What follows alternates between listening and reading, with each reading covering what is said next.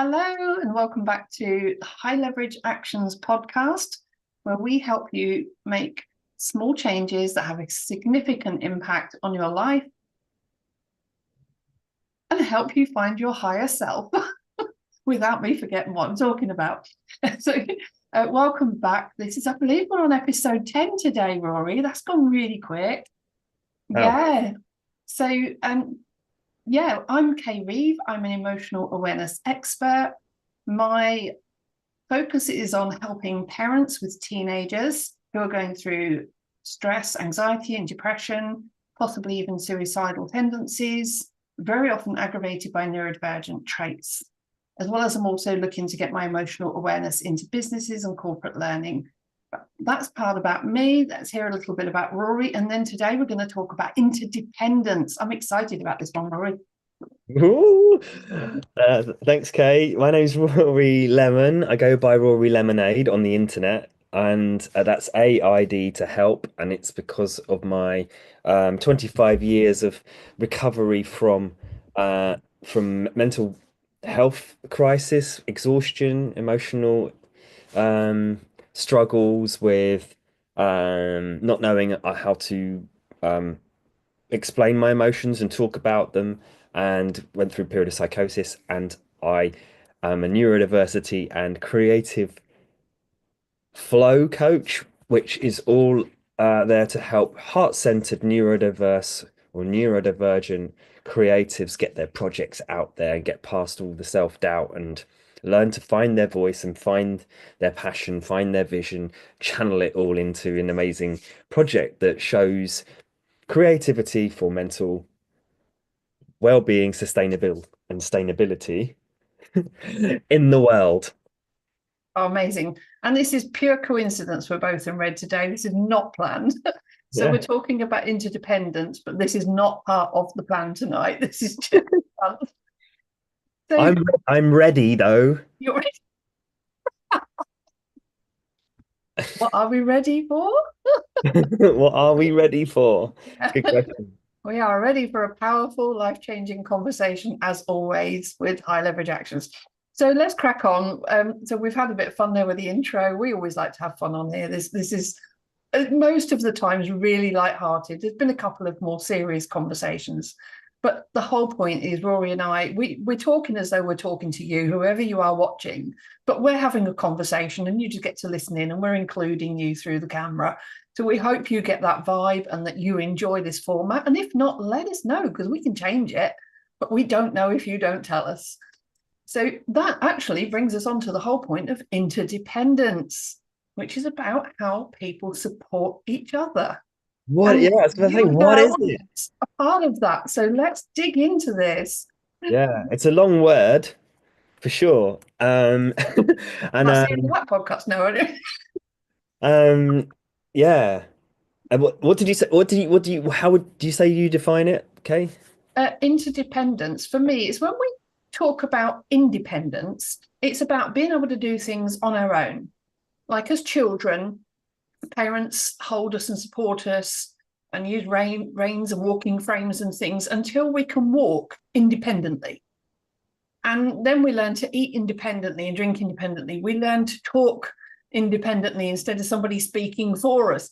And life progresses in stages right throughout childhood into adulthood, where we learn to do things independently. Now, this is where, for me, I see a big pitfall for teenagers and young adults transitioning into adult life, where they are being told, you need to learn to do things independently. And I'm like, oh, no, there is a certain amount of things that we need to be independent in how we do them, but we don't want to live our entire life independently, because that would mean having nobody around us, nobody doing anything for us, nobody we do anything for. And it would be a very lonely life, and it's very isolated.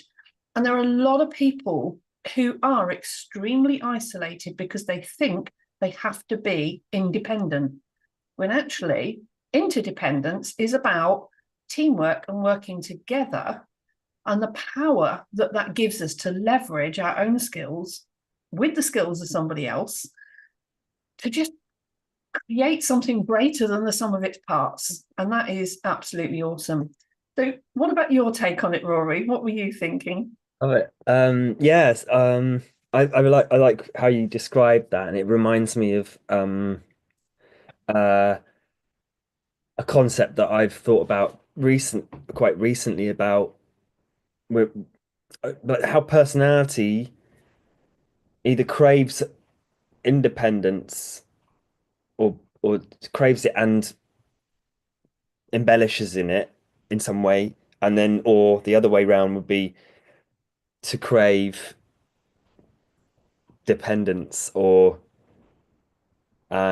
support and be in that space. And so I do like to remember. I think it is important to cover the grounds of dependence, like you just shared, in a really understandable way, and potentially just expanding on that before we move into interdependence as a sense that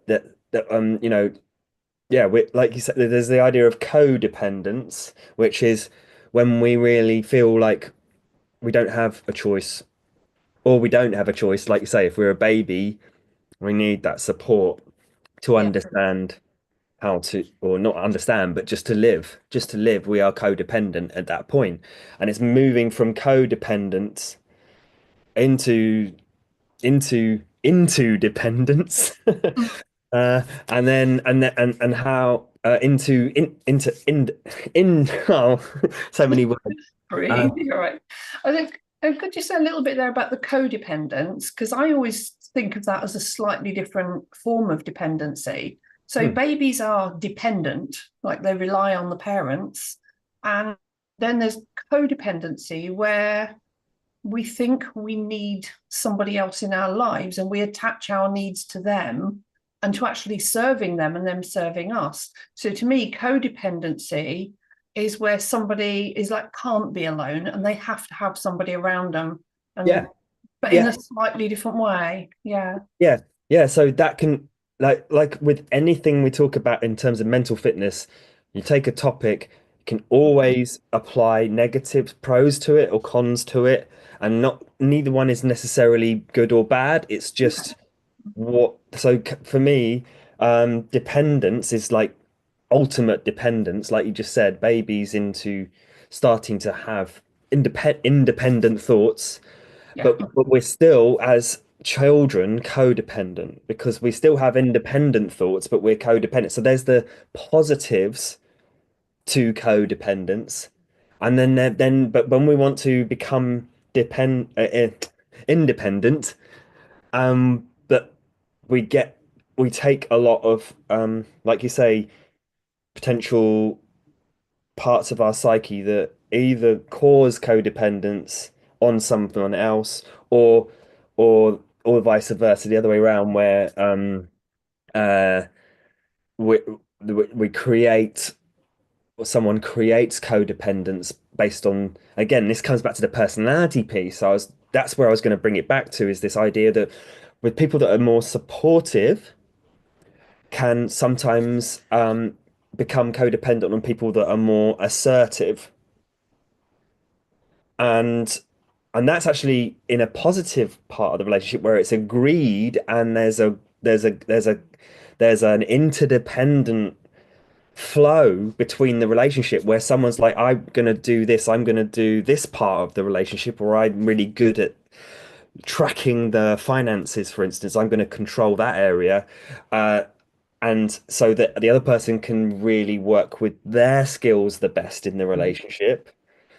that's where when it becomes defined as useful, and where it's agreed, rather than when there's this unconscious push pull of codependency, is where we can potentially go from supportive into too too empathic, or sympathic, as I like to call it, and then controlling becomes narcissistic, where there are negative associations or unbeneficial approach to interdependence. And there we go again, it can be interdependence, but it can be codependent interdependence rather than self-autonomous agreed relationship. What I call capoeira. Mind capoeira is where capoeira is a Brazilian dance and martial art where there's a constant flow of dance between moving towards and moving away. It's like attack and defense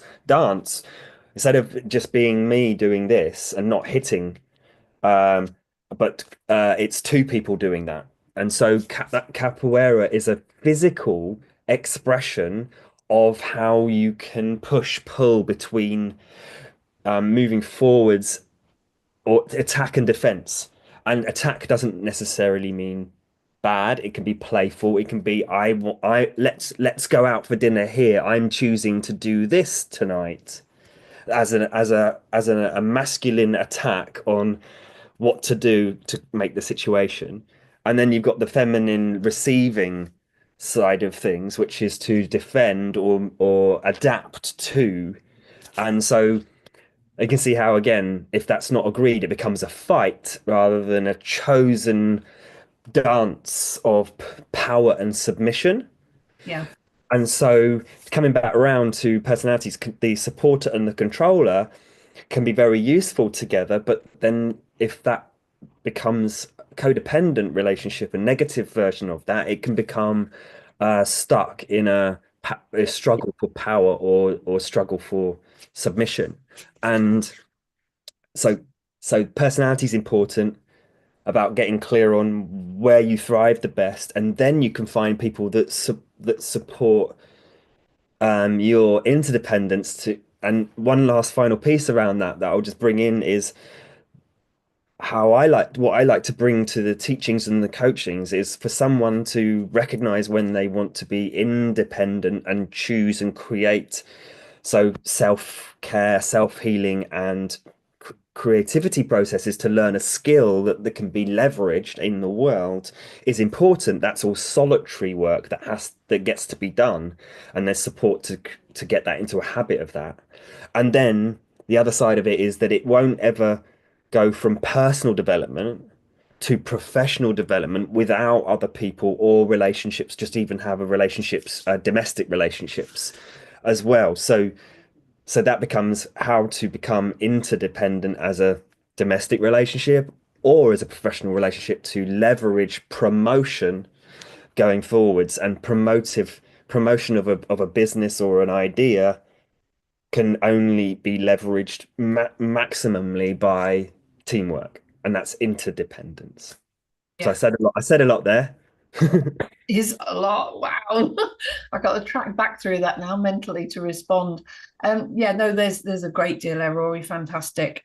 And I think going back to the bit where you were saying about codependence and about one person controlling another or not letting go, um, that is one, just tagging back on the bit where we're talking about, growing up, teenagers and moving into adult life. Very often parents struggle with that letting go of feeling needed.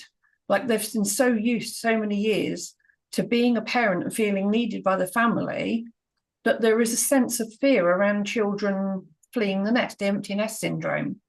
And then almost become controlling to control feeling needed rather than working with them and supporting them into adult life and actually remaining interdependent, still keeping that teamwork going. It's about rebuilding or continuing to build trust and conversation. I mean, my children in their 30s and I'm still supporting them. And, even yesterday, I had to take some time aside to speak with my son and just support him through some stuff he's going through at the moment again, as well as there's been a lot going on with my daughter at the moment and her residency, it is not a great place for her to live at the moment. So she's going through all sorts at the moment, bless her, with the children. And, I still go through times when I support them. But interdependence was one of the most powerful topics that helped me rebuild that trust with them or to maintain that trust rather than me controlling them and telling them what to do as they grow up. And I think one of the other ways I like to describe it for them with interdependence is it doesn't always have to be with people we know either. And I used to say to them, right, you sit down with your breakfast in the morning. Who made the chair and the table for you to sit at? The bowl for you to put your breakfast in? Who farmed the cereals? Who made the milk? Who made the spoon? And you think about everything that sits in front of you, even at the breakfast table, right? If you didn't have somebody else making those things for you, what would your breakfast time be like? I'd go back to being like a cow, just Yeah, you'd eating have to grass. milk your own cow, chop down your own trees, make your own bowl. And this is on a bigger societal level how interdependence works as a commercialism and society and community and all to say the commercial side of it definitely we go on about being anti-commercial, commercialism has taken over the world, but there are also ways to actually appreciate that. And I think when certainly with teenagers and young adults and adults are going through depression, stress, anxiety, feeling lonely, and if you're sitting there eating your breakfast just thinking, I'm all alone, actually think about how many people it took to get your breakfast on that table. Like even the delivery drivers and the people who designed the cereal packets and the people that sold it in the supermarket. And when you work out the chain of how even a bowl of cereal get into your table in the morning, you're not that alone in the world, even though you might feel alone at home. And I think that's really powerful for reminding people that they are part of something bigger than just themselves. So, Love it. Yeah, I love those sudden realizations, and I think that sometimes comes from having a wonderfully habitualized divergent mind that will not just go, oh, I've got this thing, but I've where all the ideas that come to have this particular situation occur, the amount of variables and amazing things that have all happened to, it's like life's gift and complexities. It's just so cool to remember. So I really appreciate that reminder. Uh, every time you turn a light switch on, how many people did it take for that to do?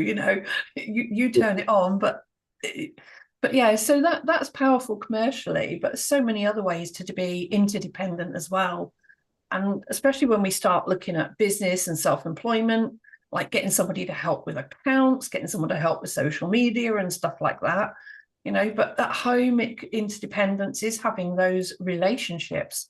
And relationships could even be like, us doing a podcast together. I don't mean personal relationship, but a business relationship is, co-hosting a podcast is interdependence. And it leverages each other's credibility. We give each other more topics to talk about than if we sat here feeling uninspired alone. And there is so much about interdependence that is really powerful on so many levels, but in families as well. And as an individual person who wants to grow and improve and feel more open in the world, it is something to really dig deep into the psyche about and think, actually, how can I be a part of the world, not just lost in the world? And I think it's a really powerful tool for healing and yeah, growing. love it, love it. It reminds me of a moment back when I was doing my heart core leadership training program, which really helped. It was 4 months, it was deeply intensive, and it really helped to be in a safe space to regain a lot of past, what I could call now, what you shared before was the word trust came to mind when you said it. It's really, that's a massive thing because for some people, we've learned either to not trust ourselves. Mm. We've now some people have learned to, they wish they could do this skill or learn this skill, but they've learned that they can't, they're not that kind of person, or they didn't, they don't trust themselves to be able to follow through with developing a skill for long enough to be able to say, I've got this skill that I can do it, rather than just testing things out. Um, uh, and or the trust in others. And that's again where we've had difficult situations with all that evidence from the past comes along and says, how can I trust someone else to do a job that only I know how I feel about doing that thing, or that element of trust because it's potentially wasn't fulfilled or didn't know how to fulfill it at the time. And that from the training, that really was a safe space to really redefine that for me, that I'm trusting. I don't need to I don't need to trust myself or trust others because I'm trusting in the mistrust. I'm trusting in I'm trusting in something. I'm in all the time. So it's a case of redirecting it and staying focused on what I do want to trust. And that in itself, there was a whole load of things about picking a goal, a 3 month goal, and picking it and sticking to it and being accountable to stick to it until it was done within that time frame. And it was because it was a massive stretch goal as well. We call it stretch goals because it's picking a goal that is almost, not almost, but deliberately challenges the belief systems that it's actually possible to create in that time and then sticking by it no matter what. And so within that process, learn how to break past any doubts about it and just take action into just ask for help with whatever it is that gets to be done to move forwards towards that goal. And that unfolding that I learned from that process was that I didn't die. I survived through that, but it can, the anxiety of stretching the possibilities of making something happen within a particular time frame was really challenging, and it can create a lot of stress or feelings of overwhelm and anxiety because I've declared it, I'm going for it no matter what. And my point being is that through that anxiety, I got to for our whole cohort team members, we um we got to support each other. So we all had each other's contacts. So throughout the whole process, if there was any roadblocks, I could just reach out to someone and talk through it, and that was enough to sort of level back out and get back out onto into focus and attention. So there was Mm. the developing a sense of that there are people, if your intention is you want support, you can get support. It doesn't have to cost, it doesn't have to be expert. It can often be in plain sight. Like because of the process, it had to stick to the deadline, not go past it. There were points where um it was like, okay, I'm having to relearn a whole process of in any moment that comes along, the answer to moving forwards is in front of me. It's not about going, I've got, putting anything off. I couldn't put off the next step. I couldn't put off the next step. So I couldn't go, I'm just going to wait until I meet someone that can design a website for me to do this, or that I've got to wait until I create this amount of money to pay for a service to do this. And it's all excuses in some ways. So it's learning about the excuses and to trusting that in any moment there's always the support coming back, interdependence from the universe or people around, and even finding the person that just pops up in that moment is the ideal person without realizing that they can be that person can be the person that can help. And so, learning about the trust for self, putting it out there and creating in the interdependency is a moment to moment thing if you want to create something rapidly or on time or fast as well. So that's what I learned from that training. That was what was most profound for me in that moment. So yeah, it's really close to my heart around the questioning that I get when I have a feeling that says, "Oh, I can't do that now." It's like, well, why not? Who could help me do it? It doesn't necessarily, there's always people around that have knowledge or know someone that knows someone as well. Yeah. Yeah. That, I'm just sitting there taking notes going through that, Rory, because there is so much in there I want to unpack. Like there really is. I'm just sitting there jotting this down and just saying it. So first thing I'm hearing when you're talking about asking people for help, there's two parts to that. One is when you hit barriers, having support to help you over those hurdles, like with your cohort, as you're saying. So if you've got a goal to work towards, and you know that you're going to be hitting little roadblocks along the way, having somebody in line for support and knowing who to ring up for help. And then the other one, when you're talking about like the challenges that you were doing, the other word I think is really great for that is accountability. And that's one that you did with me when I wanted to do, well, we did with each other, didn't we? The 100-day exercise challenge. So we decided to do 100 days of exercise. And we just messaged each other to say, done mine, or haven't you done it yet? What do you need to do? So we were just that accountability of knowing somebody was going to go, come on, have you done it yet? Or do you need to have a chat to get going? It was powerful in just making sure that we achieved that 100-day goal. Because for me, even getting past 2 or 3 days of exercise just felt insurmountable. But the accountability was really powerful in helping me do that. And I could do with doing it again, to be honest, because I've kind of let it slip since. Yeah. Up with a bad back and a bad knee, and I put my back out again yesterday. So and so we'll fidget a little bit, but that's back pain, not because I'm anyway, never mind. Let's move on. So that was accountability. And when we're talking about accountability or support to get to a goal, or when you're talking about that, what I'm hearing is actually, if you don't have somebody already in your life can do that or hasn't got the right skills for it, that is very often where coaches and mentors and trainers come in absolutely brilliantly for helping you achieve that. And obviously, yes, there's a financial question as to whether or not you can achieve it.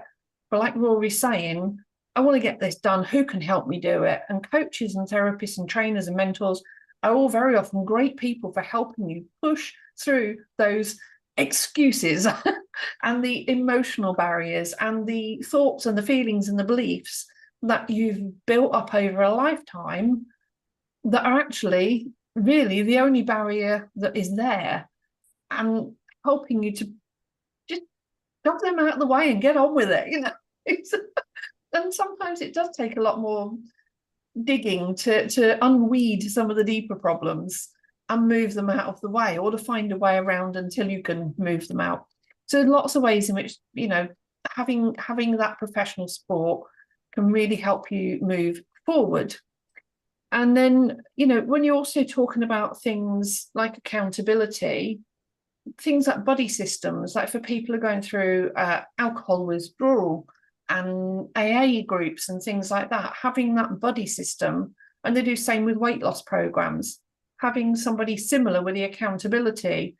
But instead of pushing you forward, have you done it today? Have you done it today? Have you done it today? It's like having somebody to turn to at that point where you feel like you want to, and the words are going here, the point when you feel like you want to give in to that desire or that food or that drink or that cigarette or whatever, is having that person to talk to help you back out emotionally from that craving. That's the word, craving. The chocolate for me. So that was the other one. I'm gradually working through this list here.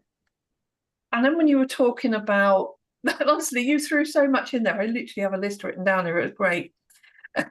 When you're talking about, okay, so I want to do this, who can help me build a website, do this, do that. And that's where I think manifesting would be another good topic for another podcast. That was a good one. And that's one that Rory and I have talked about a lot this last year, is manifesting things. And it sounds a bit woo-woo for somebody who's not used to this, but it's blown me away, actually, manifesting. when you literally kind of, I don't even know how to describe how it happens, except it happens. You think something and it happens. I honestly said to my daughter last year that I could do with meeting somebody as a friend who understands me, my vision, my mission, my goals, and perhaps willing to support my business, understands I've got health issues. Maybe they do something similar and I can support them. And the next network meeting, in fact, the first network meeting I went on, where are you that way? I don't know. I met Rory. And here we are. And that's manifesting. Like it basically is saying, right, I would like this, or I need that, or I want that, or I've got a vision in mind to go and achieve that, and letting the universe provide it. And the universe provided Rory, which is awesome. Hey.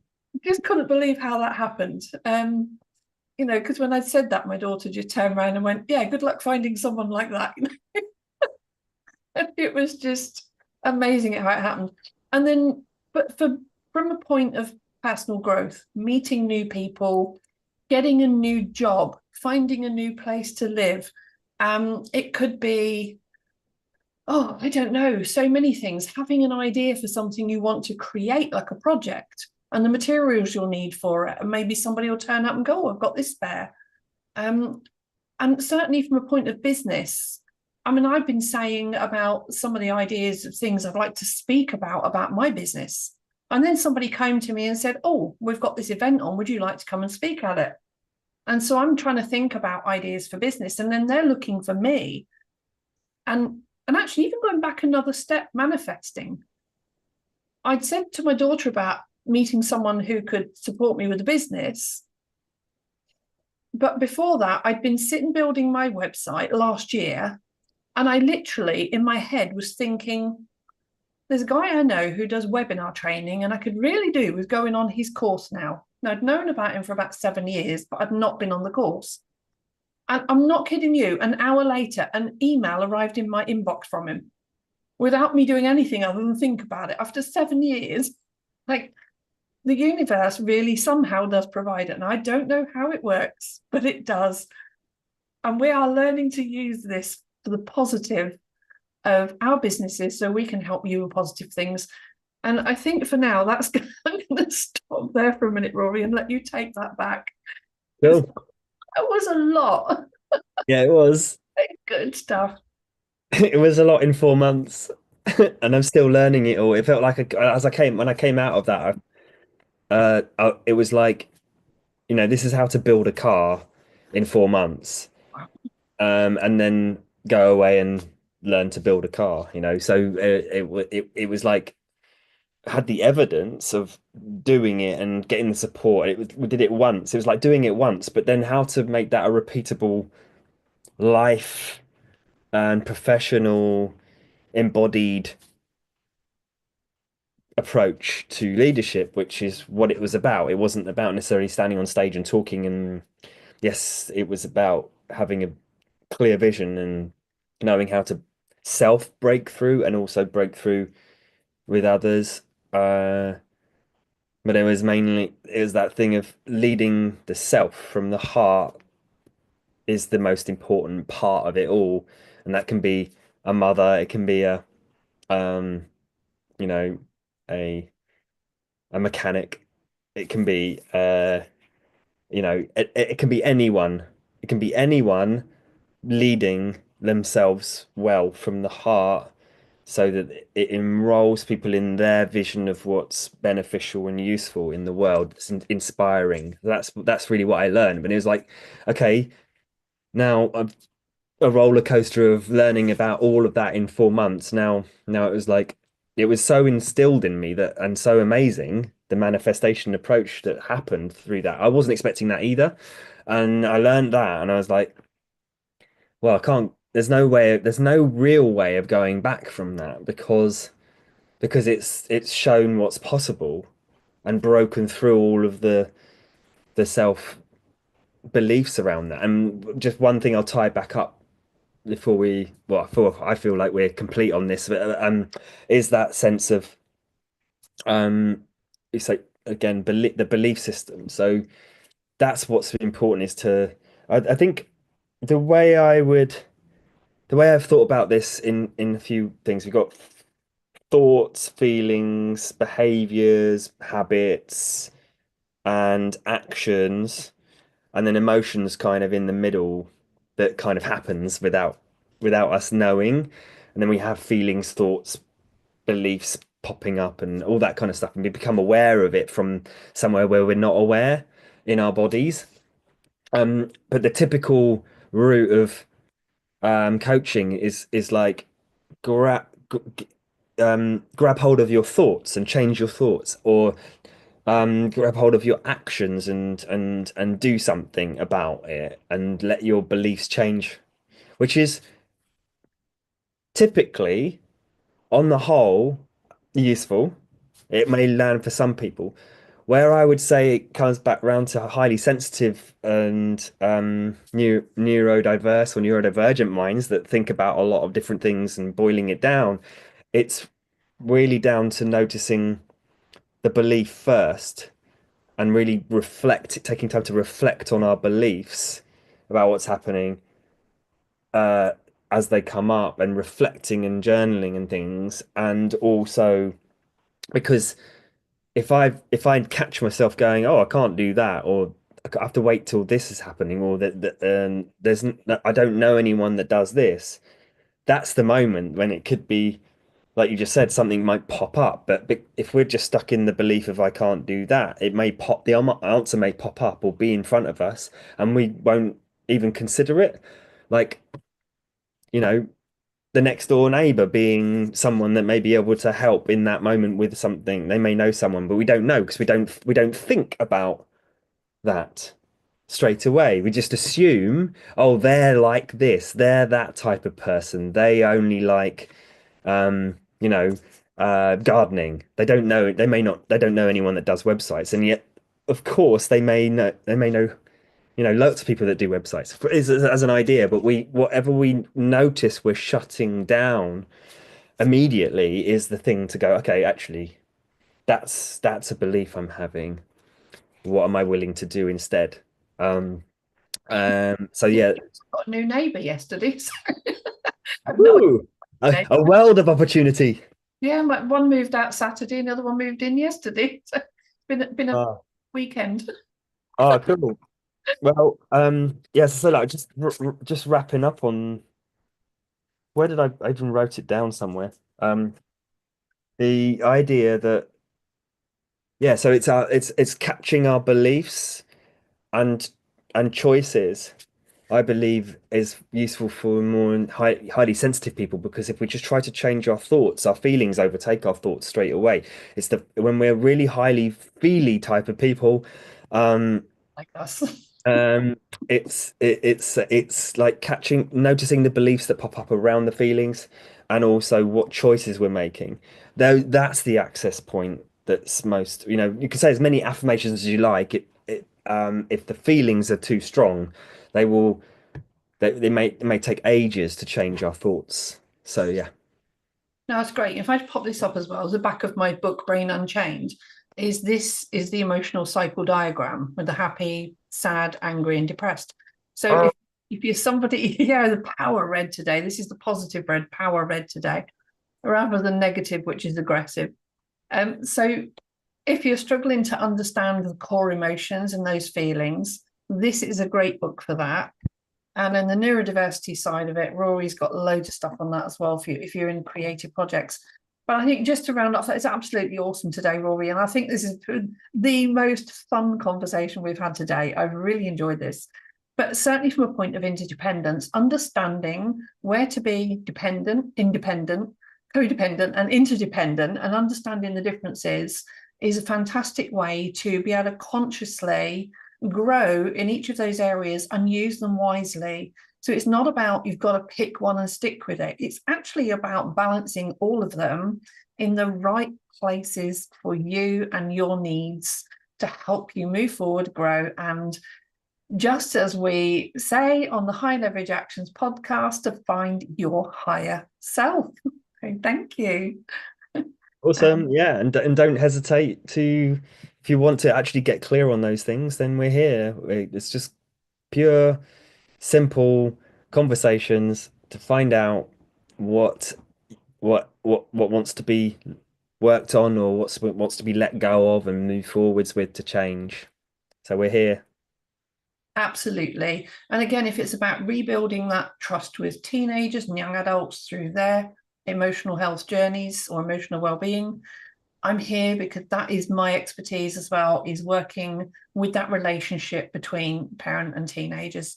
So, and again, for neurodiversity, creative flow projects, etc., self-employment with neurodiversity, all of that, Rory is absolutely the guy to be calling, and he's awesome at that. So thank you so much, everybody, and we'll see you again for another episode this next week. And it looks like it could well be manifesting.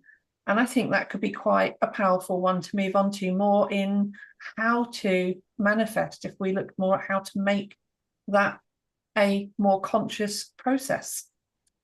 Mm. Another fun one coming. See you next week. Bye bye.